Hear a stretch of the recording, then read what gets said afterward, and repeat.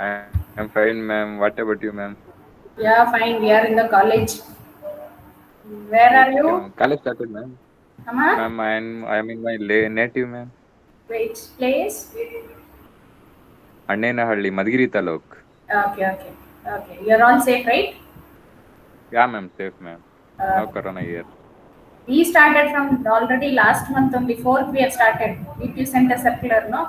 So from Yeah, last ma'am. month, 4th only we are coming for college. Okay, ma'am.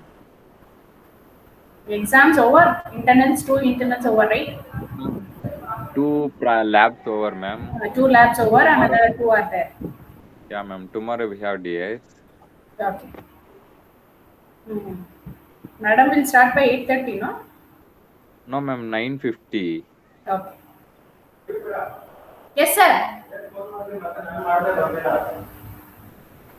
ಆ, ಇದೆಲ್ಲ close ಮಾಡ್ಬಿಟ್ಟಿದ್ದೀರಾ ಅಂತ ಕೇಳಿದೆ ಅಷ್ಟೇ. ಎಲ್ಲಿ ಇದು ಇದೆಲ್ಲ ಕ್ಲೋಸ್ ಮಾಡ್ಬಿಟ್ಟಿದ್ದಾರೆ, ವಿಂಡೋಸ್ ಎಲ್ಲ ಕ್ಲೋಸ್ ಮಾಡಿದ್ರೆ. ನೆಟ್ ಇದು ಕ್ರೋಮ್ ಅಲ್ಲಿ ಟೋಟಲ್ ಕ್ರೋಮ್ ಕ್ಲೋಸ್ ಆಗಿದಾ? ಕ್ರೋಮ್ ಕ್ಲೋಸ್ ಮಾಡ್ಬಿಟ್ಟಿದ್ದೀರಾ? ಕ್ರೋಮ್ ಅಲ್ಲಿ ಯಾವ್ದು ಇಲ್ಲ. ಇರ್ಲಿ ಬಿಡಿ. ರಿಸ್ಟೋರ್ ಸ್ಟೇಟಸ್ ಇಲ್ಲ ಸರ್, ರಿಸ್ಟೋರ್ ಸ್ಟೇಟಸ್ ಇದೆ. ರೀಸ್ಟೋರ್ ಎಲ್ಲಿ ಇಲ್ಲ, ಬರ್ಲಿಲ್ಲ.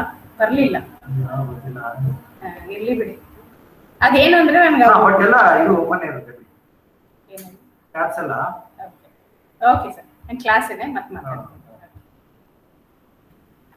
Okay, we'll start, Amresh. It's already 5 minutes late, so we don't want to wait. So we have come to the last unit, unit 5, and in the last class of this, Okay, ma'am. Start, ma'am. we have Okay. started with computer security and case study of Linux operating system, and we have seen about the security problem, physical, and we have seen in the last class. There were 4 measures for the security. One was physical, human, network, and operating system. And we have seen about user authentication, so and password. So user authentication, how do we authenticate our details, personal details or anything. And we were having 3 methods. One was key or a card. So you will be knowing, if you go for a software industry, they'll give you a card, swiping card.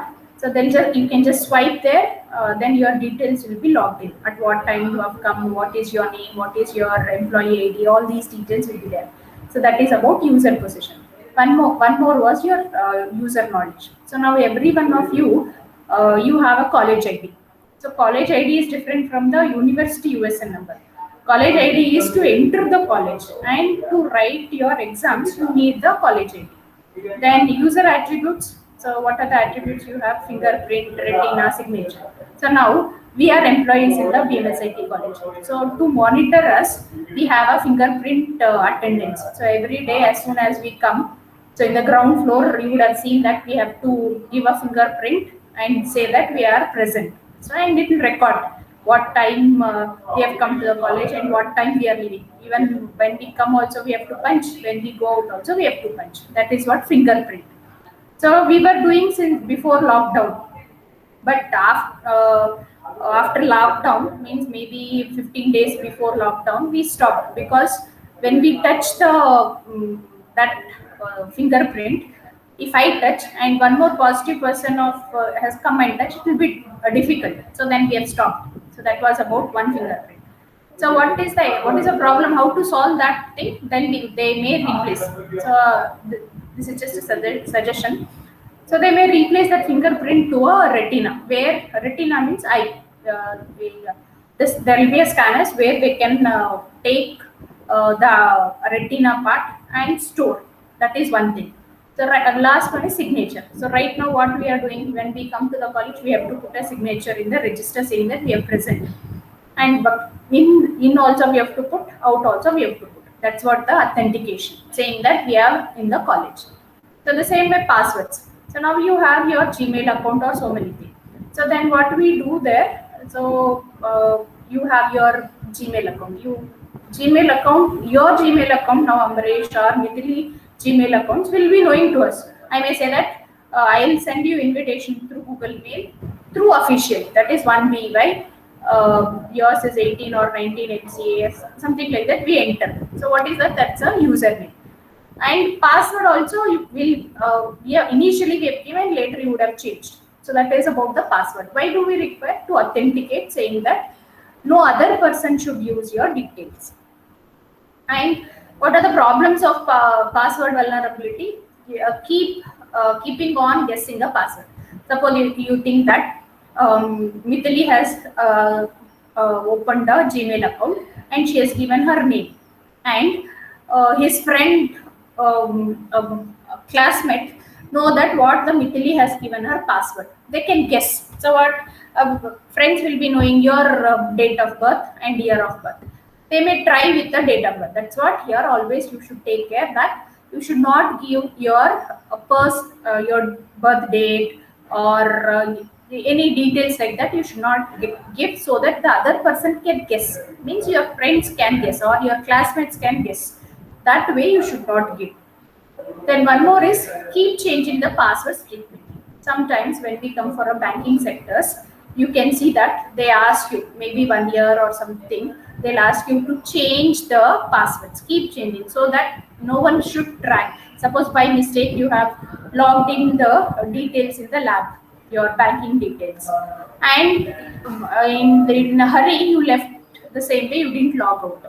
So other person who comes, they can see all your details. So that's the reason you should keep changing the passwords. Then password should be encrypted. So encrypted means when we enter, it should not be human readable form. So then one time password, we have to use a OTP. That's what you can see when you are giving your feedbacks. Not only feedbacks, but I am saying about with respect to BMSAT. When you are giving feedback, you'll get a OTP to your either mail or a mobile number. So that is one-time password to say that okay, you are only doing it. That's what a OTP is required to say that it is authenticated. And one more, using biometric authentication. That's what I just gave you an example. Fingerprint. Biometric means it comes under so many. It may be fingerprint, it can be iris, it can be face. So it can be anything. So using that also you can say the authorized person, means your Amresh is Amresh only, I have to say. Or in place of Amresh, other person can write the exam. Then I should not allow, right? So in that case, we give you a biometric authentication. So then we have seen about program threats. We have seen about torch and horse, trap door, stack and buffer overflow. So we have seen all these in the last class. And system threats, we have seen what are the threats with respect to system. So now if you have generally purchased any your laptop or system, so then we say whether maybe anything. Then you start connecting your internet, then you start downloading. When you are downloading along with any notes, suppose if I send OS notes, then you start downloading using. So nowadays all are through online only. Then we require a net. So in that case, so you may use, when you're downloading along with that, you may get some viruses. So that's what here, these are the threats, system threats. So worms, viruses, denial of services. And we've just started with a case study of Linux operating system. One was Linux history, and we have seen when the Linux started, who started, and we know that it was based. This Linux was an open software where it is based on Unix.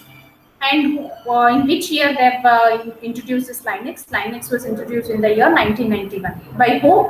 By a Linus Torvalds. He was a person who invented or developed this Linux. And we have seen why do we require this Linux. Linux is more suitable for internet. For when you want to use internet, then you can use a Linux. Then you can be designed efficiently and reliable on a common PC. Along with that, we can see all this Linux history. Then we have seen how do we design the Linux. So next we start with components of Linux system. So what are the components we require? So suppose if I want to manufacture a laptop, then what are the things I want? I want a keyboard type thing. I want a outer cover transport thing. I want a touchpad. I want a monitor. Inside, at least outside, we can say only the keyboard, monitor. We want one mouse. If you want, you can use. So what are this is outside components. So in the same way, inside components. What are the inside components? I may require hard disk. I may require processor. I may require a motherboard. All these are required. So these are the three major components in Linux. So one is kernel, system libraries, then system utilities. These are the components. The kernel, it is responsible for maintaining all the important abstraction of the OS, including virtual memory and process. Kernel code executes in a kernel mode. So when do this kernel execute? Kernel is a base of the operating system with full access to all the physical resources of the computer.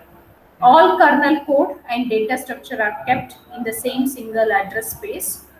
Then what is system libraries? So now you would have doing Java, a data structure or CN programs. So sometimes the same header file you want to use again and again, then it is not required. So then you go for a built-in function. So suppose that if I say I want to find out a square root of a number, then what you do, you use a built-in function sqrt that was there in the C language. Similarly, you would have used in Java or some other thing. So in that case, we require a system libraries. So they define a standard set of functions through which application interact with the kernel. So that's what your standard. So you would have known that for all the alphabets or numbers also we have a ASCII value. Why do we require ASCII value? So we require ASCII values because it should be uniquely represented throughout the world. So that's the reason we have a ASCII values. So they also implement much of the operating system functionality that does not need full privilege of a kernel code. Then system utilities, what are the systems we require? These are the programs which perform individual specialized managed tasks. So this is what about the system utilities. So we have seen even the diagram also, you can see this components of the Linux system. What are the components required for the Linux? We have seen a system management program. So now, suppose the same way what we are doing here is, all these first year, you have come through the physically, you are staying in Bangalore and you are staying here to BMSIT. Either maybe some may be in hostel, some may be in PGs. And you are coming to the college every day at 8:30 to 4:30. So that was one system. But right now also, because of COVID-19, because we know that COVID is coming with the honey drops. When we sneeze, cough, that transfers to the other person. So the social distancing also requires. So for this, what the university has told, you have to conduct the online class. So that's the reason we are conducting. Though we are not physically touching or not able to see, at least we can see your through our video calls. We can see, listen your voice. So that's how. But how we are managing the system? Somehow we are managing. Same way here, system management programs. How do we do it? So then user process. So now how we are doing? Okay, we are just saying that we are doing an online class. Just saying that online class is not sufficient. Then what I have to do? I need all your second semester all email IDs I want. I should have my own ID along with that. So you can see Google Meet will allow only for authorized people. So unauthorized people cannot access a Google Meet. So that's the reason we have authentication there. So that's what user process. Now I want to use a Google Meet means I should be authenticated. So that's the reason when we send a mail, you are getting .bmsit.in. Why we have that? Because BMSIT is an institute. So for the institute, it is authorized. So that's how the user process also required. So in the same way, user utility programs. So now what we require? So everything, we just say that we are using a Google Meet or a Zoom. So earlier days we were using. Now we are using a Google Meet. What we want application. One application to conduct the classes. So same way here, user utility program. And compilers, how do we require? So you would have done Java program, you would have done DS program, you would have done CN program. For all these, you require different softwares. So then when we say software, you require your programs to be executed. In that case, we require compiling the programs. Then system shared libraries. So what we do sometimes, you are opening. So you want to open a Java program. So how you are running your Java program? We have a command-based program. You just say Java C, your file name .java. Means what it is doing? Behind the operating system, you are giving instruction to operating system saying that you compile this program for me. That's what you are doing. That's what the system libraries will also be there. So next we have a Linux kernel. and loadable kernel module. This is a components of a Linux system. Next, we move on to kernel modules. So, kernel modules are the section of kernel code that can be compiled, loaded, and unloaded independent of the rest of the kernel. So, now suppose you think that I have sent you a message. So, when we send a message, what we require, I should have my Gmail account, and you should have opened your Gmail account. When you open your Gmail account, when you click on that mail address, Google address, Hangout address, then only you can log in. Same way here, what the kernel module will do, will be compiled, it will be loaded, and sometimes you don't want, then you can unload. So these are the things which will be taken care by the module. So now take an example, compile. Now suppose you think that many of you, what you are doing, at least in your lab exams, you are saying that we don't have laptop, but that is not the reason. Okay, suppose you think that you have laptop and you may say you don't have software, but that cannot be working out. So you can download from the net what type of software you want, you can load it. Okay, so you have completed second semester. So third semester you may have some other subjects. So then in that case you will unload the subjects or softwares which you are used for second semester and which you require for third semester, that then you will load them or install them. So the same way here, but to do all this, what we require a kernel modules. A kernel module may typically implement a device drivers, a file system, or a networking protocol. The module interface allows third parties to write and distribute on their own terms. Device drivers or file systems that could not be distributed under the general public library. So that's what we see about a kernel module. Kernel modules allow a Linux system to be set up with a standard minimal kernel without any extra device drivers built in. So three components to Linux module supports are discussed here. So one is module management, one is driver management, one more is a conflict resolution. So we see one by one. First one, module management. Suppose you think that, let us assume that you have joined as a developer or a test engineer in some company. So then Mithili will be given one module, Asta will be given one more module. Mithili will complete her module, Asta will complete her module. So that's what here module management will take place. So it supports to load modules into memory and letting them communicate to the rest of the kernel. So module loading is split into two separate sections. Managing section of modules, module code in a kernel memory, handling symbols that modules are allowed to refer. The module requester manages loading requested but currently unloaded modules.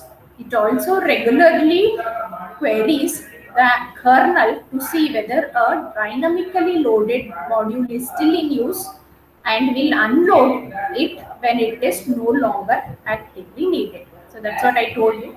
So module. So now suppose you think that what are the lab subjects right now you have 3 lab subjects and those you want to practice, then you will load them. So for CN you may require one software. For Java you require Java software. For DS you may require some C or C++ compiler. Okay, second semester you have completed. Now you may move on to the third semester.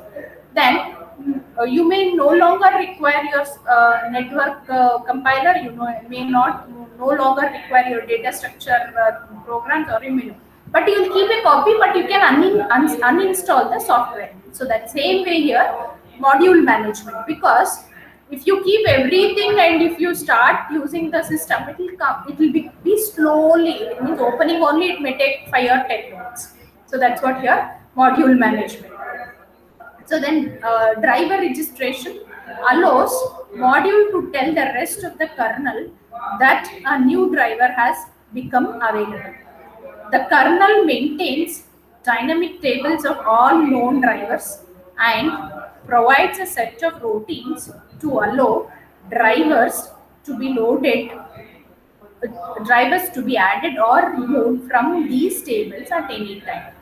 Registration table includes the following: device drivers, file systems, network protocols, and binary format. So that's what driver registration. Suppose you think that when we are using any drivers, and suppose you think I have a laptop, I want to connect to a printer because I have to take a printout of your PBL projects. So then what I want the related softwares to be installed. Which driver softwares I have to install? The printer driver softwares I have to install here. So that's what here driver registration allows modules to tell the rest of the kernel that a new driver has become available. So earlier you were using all this, you would have used data structure, all those. But same way you want to take a printout. Then what you may connect your printer, but that much is not sufficient. Along with that, you have to load the required software.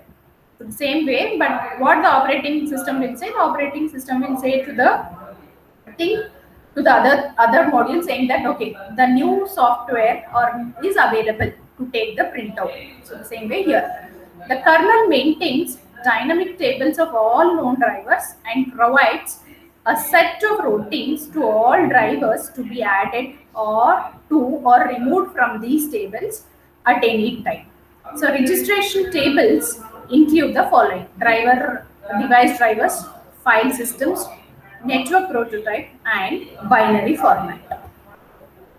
Next one is conflict resolution. Suppose you think that Nidili and Asta have fought in the first semester. So someone you say that Priyanka will come in between and they'll patch you up. So that's what here conflicts resolution, a mechanism that allows different device drivers to reserve hardware resources and to protect those resources from accidentally used by another driver. The conflict resolution module aims to prevent modules from clashing over access to hardware resources, prevent auto probes from interfering with existing device drivers, resolve conflicts with multiple drivers trying to access the same hardware. So that's what about a conflict resolution says to us. Next, we move on to a process management. A process is the basic context within which all user requested activity is serviced within the operating system. To be compatible with other Unix systems, Linux must use a process model similar to those of other versions of the Unix. So the fork, Excel, and the process model. So that's what about the process management. Process means what? Here we have seen one more chapter for the process management, but here with respect to Linux, how it is working. So that's what here a process, a basic context within which all user request activities is served within the operating system. So now, so you may suppose, let us assume that you go for a hotel. So then you may order something. So whatever you order, that will receive to you. So the same way here, the operating system will do whatever you have requested. Those services will be provided. But who will provide? That will be provided by the operating system. To be compatible with other Unix systems, Linux must use a process model similar to those of other versions of Unix. The fork or exe process model, Unix process management separates the creation of process and the running of a new program into two distinct operations. So what we do, we have two things. One is called as a fork and a exe process model. So we'll see what these two are doing. Fork system call creates a new process. What this fork will be doing? Fork will create a new process. A new program is run after a call to a execute. Under Unix, a process encompasses all the information that the operating system must maintain T tracks the context of a single execution of a single program. So that's what about a fork and exe model. So next we move on. Under Linux, process properties fall into three groups. So one is process ID, another one is credential, another one is personality. What is process ID? So the process identifier must be mainly following item. One is PID. So what is this PID? Process ID. So the same way, now you have your hall ticket is different and your college ID is different.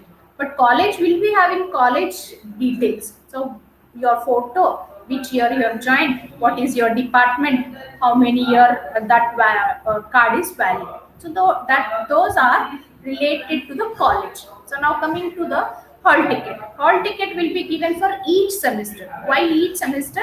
Because each semester the subjects will be different. And in case if you have back, even that will be included in the hall ticket. Because you have to, when you want to write any exam, you should have a hall ticket. So that same way here, for operating system or for Linux, we require a process ID. So the unique identifier for the process used to specify process to the operating system when an application makes a system call to signify, modify or wait for another process. Next is credential. Each process must have an associated user ID and one or more group ID that determines the process's rights to access system resources and files. So the credential, what are the credentials we do? So each process must have an associated user ID and one or more group IDs that determine the process rights to access system. So personality, not traditionally found on Unix system, but under Linux, each process has an associated personality identifier that can slightly modify the semantics of certain system calls used primarily by emulation libraries to request that system calls be compatible with certain specific flavor of Unix. Next one is process environment. So the process environment is inherited from its parent and is composed of two null terminated vectors. So now suppose you think that process environment. So the environment is how now. So the same way we are conducting online classes. So what I do, I generally, if we take a class, we on a audio as well as video. And for the students, it is not mandatory to on video or audio also. They will just listen. Yes. So that same way here, how we are doing the process environments changes. Okay. So if you are attending any lab maintenance, so yesterday and day before yesterday, you are attending the lab maintenance. Then what we asked, because we want you to see what how much is your prepared for your exams. So then what we have told, we told you have to come for audio as well as video. So based on that only we have started conducting a lab test. So what is the environments we are doing? You would have at least compared the first semester classes, how it was physical and we were contacting and we were interacting. How is now in the second semester everything is going on online because of this COVID-19. And process environment. The argument vector list, the command line argument used to invoke the running program conventionally starts with the name of the program itself. So that is what the argument vector. So vector means what? Like your array. So list, the command line argument used to invoke the running program conventionally starts with the name of the program itself. So that's what you can see, argument list vector. So in your Java program, so how do you run? So you go for a command prompt and you say Java C file name, your file name .java. So what is this .java? That is extension. So what is Java C? You are informing for the operating system saying that you want a Java compiler. Okay. now let us assume that you don't have any errors in the program and it says fine. So after compiling, what is the next step? You have to run the program. So to run the program, what is the command you are using? You are using the Java. So those are all called as argument vectors. Then environment vector is the list of name equal to value pair that associates named environment variables with arbitrary textual values. So passing environment variable among process and inheriting variables by a process's children are flexible means of passing information to components of the user mode system software. The environment variable mechanism provides a customization of the operating system that can be set on a per process basis rather than being configured for the system as a whole. So that's what is a process environment. Next is context. It is the constantly changing state of a running program. At any point in time, there are various parts. Next is schedule context. It is most important part of the process context. It is the information that the scheduler needs to be suspended and restart the process. So scheduling, what we do, you would have known at least, you would have well informed that which day, which lab you have. So today you are 50, 60 people, and in 60 people, all 60 are divided into two batches. Batch 1, batch 2 is one lab, batch 3, batch 4 is another lab.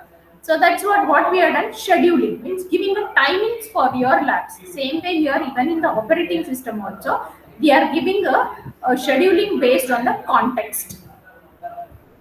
So next is accounting, file system context, single handler table, then virtual memory context. So what is accounting? Okay, so now suppose you think that you have completed your first semester. And when do we say you have completed your first semester? When you get your first semester marks card, or when you have completed your exam, then we say you have completed the first semester. And we say that you have done with your, or if you have cleared all the papers, then it is done. Okay, then you go for second semester. So then we have a eligibility saying that after first and second semester, if you want to go for the second year, then you should have cleared all the papers, or minimum how many you can carry. You can only carry 4 papers or 4 subjects as a backlog. What is all this I'm saying? This is account, giving an account to the university saying that these are the subjects the student have and he has cleared so many. That's the same way here, accounting. The kernel maintains accounting information about the resources currently being consumed by each process and the total resources consumed by the process in its lifetime so far. File table is an array of pointers to kernel file structures. When making file input-output system calls, process refers to files by their index into the table. File table is what? So you have your textbook where you keep in the textbook. Suppose you think that you want to go for a process management in your operating system. Then what you do, you go for the index page and see where is the process management chapter, and you see what is the page number. You go to that particular thing directly. That same way here, file table is an array of pointer to the kernel file system structure. When making file input-output system calls, process refers to files by their index into this table. File system context, whereas the file table lists the existing open file. The file system context applies to request to open new files. The current root and a default directories to be used for a new file searches are stored here. Then single handler table defines a routine in the process, addresses space to be called when specific signal arrives. Then virtual memory context of the process describes the full context of its private address space. That's what here we say about a virtual memory context. Then we see about a process and a thread. So what is this process and a thread? So we have seen even in your CPU chapter, what is a process, what is a thread. But with respect to your Linux. So Linux uses the same internal representation of for process and threads. A thread is simply a new process that happens to share the same address space as its parent. So now you create a address space, same way when you start executing your program. Suppose you think that you have started program 1, program 2, program 3. So then what we do, all those are the process. A distinction is only made when a new thread is created by a clone system call. So fork creates a new process with its own entry, new process context. Clone creates a new process with its own identity, but that is allowed to share the data structure of its parent. Using clone gives an application fine-grained control over exactly what is shared between two threads. So that's what here process and the threads. Next, we move on to a scheduling. So even we have seen scheduling in the scheduling chapter, CPU scheduling. The same way here, how the Linux is working with respect to a schedule. The job of allocating CPU time to different tasks within an operating system, while scheduling is normally thought of as a running and interrupting of the process. In Linux, scheduling also include the running of the various kernel tasks. The running kernel task encompasses both tasks that are requested by a running process and tasks that execute internally on behalf of our device drivers. So various aspects of scheduling in Linux are discussed here. One is kernel synchronization. A request for kernel mode execution can occur in two ways. A running program may request an operating system services either explicitly via a system call or implicitly. For example, when a page fault occurs, then what we have to do? So this should be synchronized. A device driver may deliver hardware interrupt that causes the CPU to start executing a kernel defined handler for that interrupt. Kernel synchronization requires a framework that will allow the kernel's critical section to run without interruption by another critical section. So Linux uses two techniques to protect critical sections. A normal kernel code is non-preemmitable. So non-preemmitable is what? So until unless you complete the job, the CPU will not leave the process will not leave the job. The same way, now suppose you think that I have given some work for Asta. Until Asta completes her work, she will not give her book to anybody. So that's what same way here, non-preemmitable.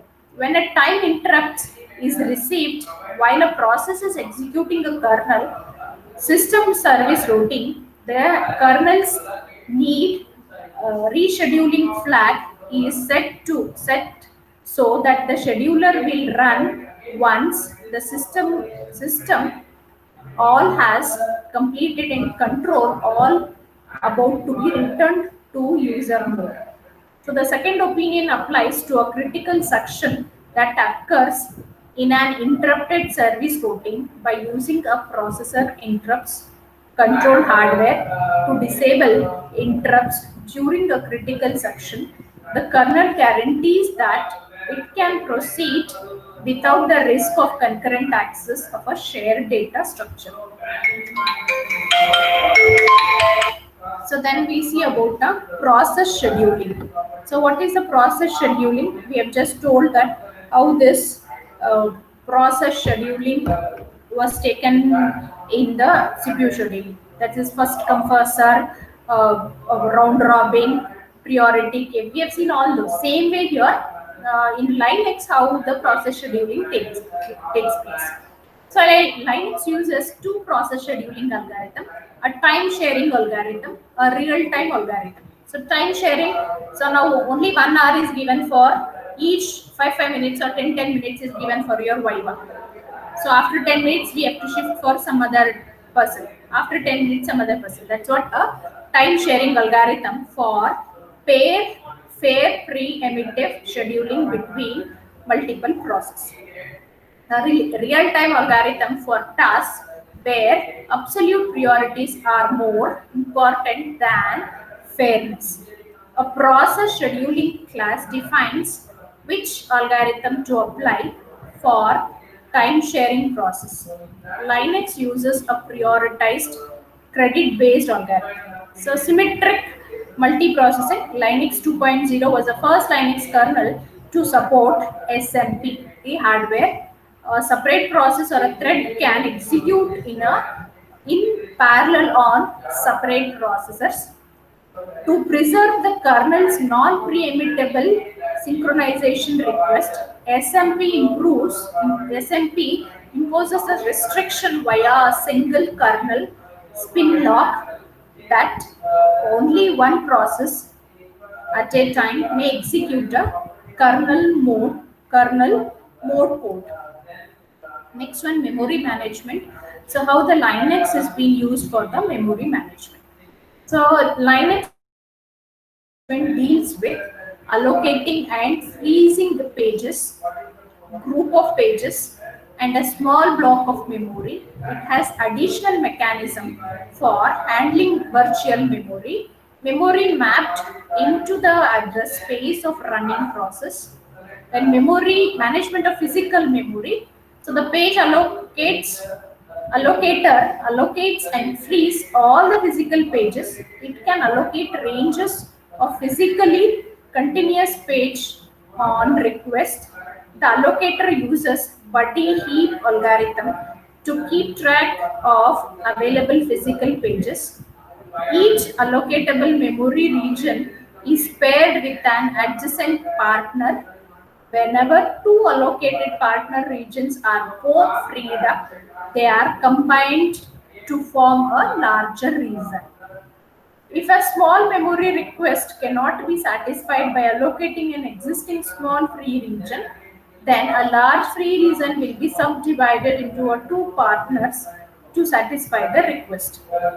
Memory allocation, the Unix kernel occurs either statically or dynamically. Statistically means what? Driver reserves a continuous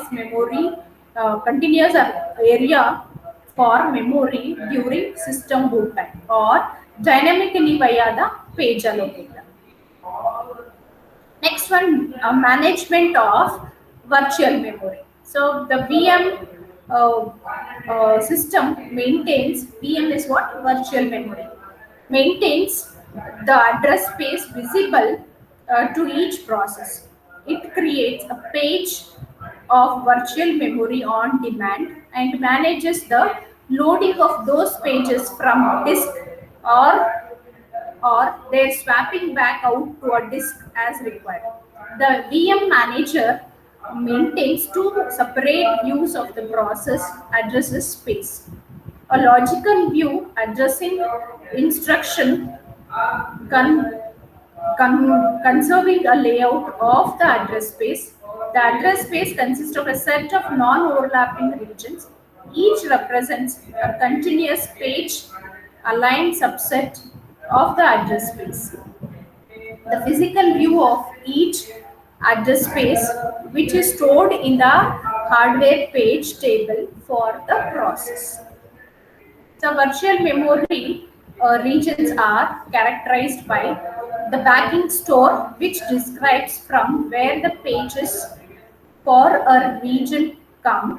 Regions are usually backed by the file or by nothing. Demand zero memory.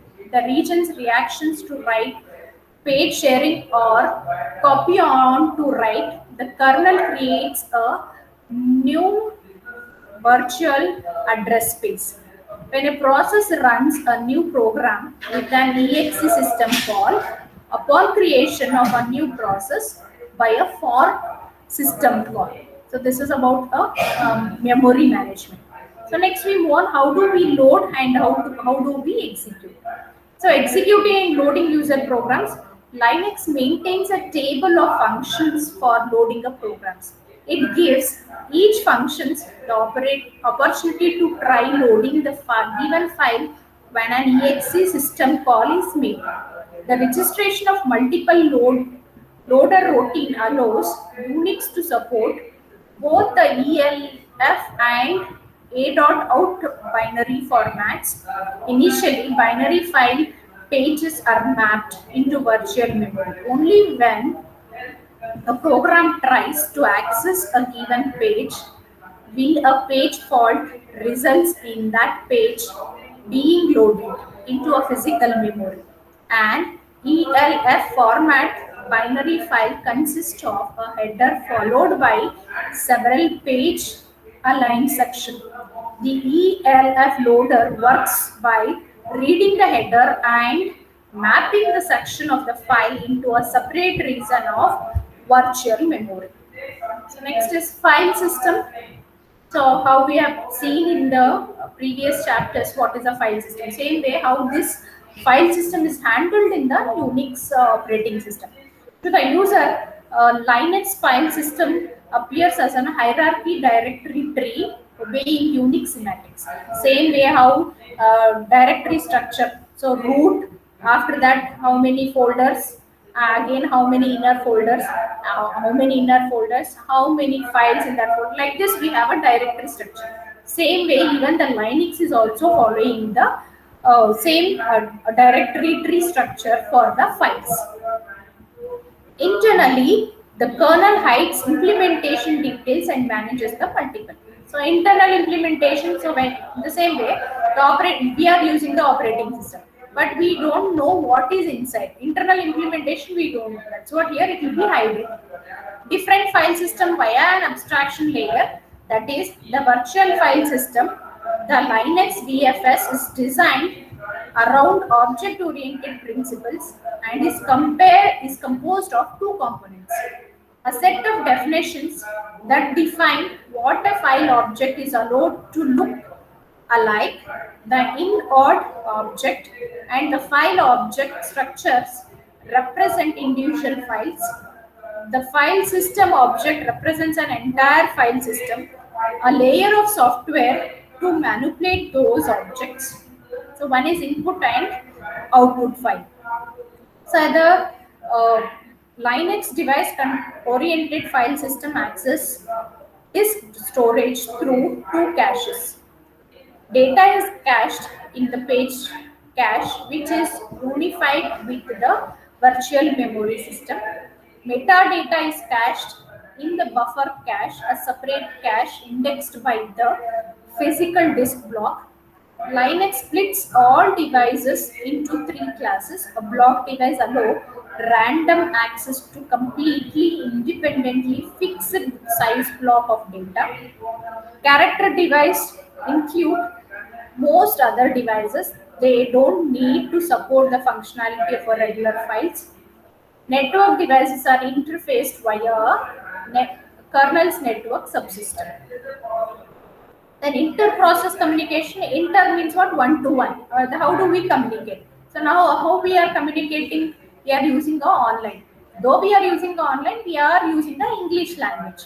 Same way here, inter-process communication, like Linux informs processors that an event has occurred via signal. There are a limited number of signals and they cannot carry information. Only the fact that a signal occurs is available to a process. The Linux kernel does not use signals to communicate with process with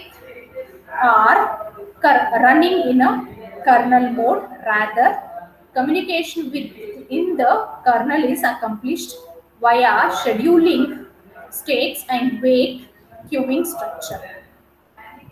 Last, the passing of data among process. The pipe mechanism allows child process to inherit a communication channel to its parent. Data written to one end of the pipe can read by the other end. Shared memory offers an extremely fast way of communicating.